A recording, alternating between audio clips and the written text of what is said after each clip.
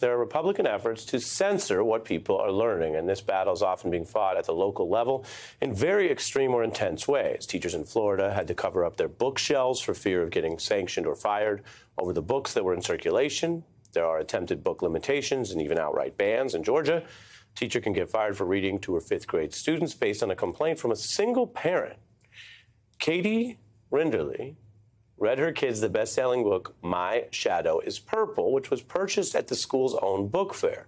Now, it happens to tell the story of a child who identifies as non-binary. The school told Rinderly that she was violating a Georgia law, which is called the Divisive Concepts Law.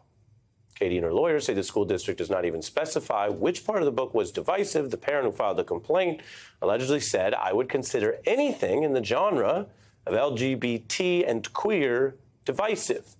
Larger question is who is in charge of curriculums. I'm joined now by Katie Rinderly, the Georgia teacher, who read the book, My Shadow is Purple. Thanks for joining me on The Beat. Thanks for having me, Ari. So just tell us first, in your own words, what happened here. So I read this book to my fifth grade class after they had voted on it from a selection of books. My Shadow is Purple won the majority vote.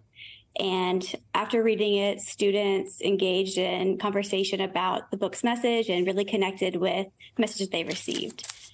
A few days later, I was called into my principal's office following a parent's complaint with an email stating that this topic was divisive. And that followed an investigation and where I was then placed on administrative leave and then placed up for termination with my district. So best as you understand it, it was a direct response to reading this book. Correct. Yes, the parents' email. Go ahead. The parents' email was originally sent to me as well. And then I was placed on administrative leave following an investigation from her complaint.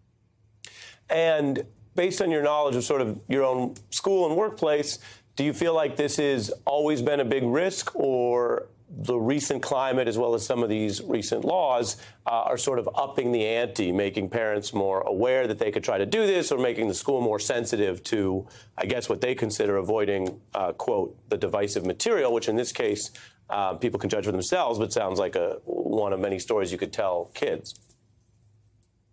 Truly the only thing that's clear in all of this is that these laws are vague and very poorly written in a way that creates fear amongst teachers, causing them to self-censor, and then, yes, also allowing parents to inject their viewpoints into education. And when you look at your interaction with your students, I mean, what do you think is important to expose them to? It's certainly fair, I think, for people to observe that there's debates about at what age you share what material, and that's what curriculum is for. Sixth grade material is different than seniors, and it's different than college classes that deconstruct everything, right? But was your experience that these kind of books are basically age appropriate, and that you felt as a teacher, based on your expertise, that it was a positive in the classroom, or what was your experience? Yeah, books about being true to yourself, embracing your strengths and the strengths of others, that's important for students to learn. It's also important for students to be able to engage in discourse that allows them to learn from each other and hear perspectives from others around them in order for them to be active, in our society and to think critically. And do you feel that this is largely, we've reported on it, and there's more than one permutation, but a lot of these laws have been coming in southern states from Republicans in office. Has that been your experience, that this is coming from the right, or how do you view it? So, again, these laws are being enacted in our legislation and then enforced through the districts. So, again, the vagueness of these laws are truly what is chilling educators. And what's been the climate? Everybody knows about parent-teacher conferences or the role of teachers. I mean, do you feel in the recent era that it has somehow gotten worse, that more and more parents are on edge, or in your view, perhaps interfering? I mean, this parent obviously had their view, but took it up a notch.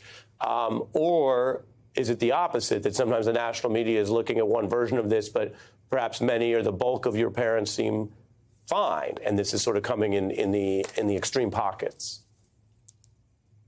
I think it's definitely an extreme to center the voices of a minority group of people where they're not engaging with the majority of the voices of parents and teachers and students. So, I mean, simply put, in this example, it's not your perception that the majority or many parents were upset about this book thing. It was literally, you feel like, not everybody's concern. Absolutely. Yeah. This was, go ahead.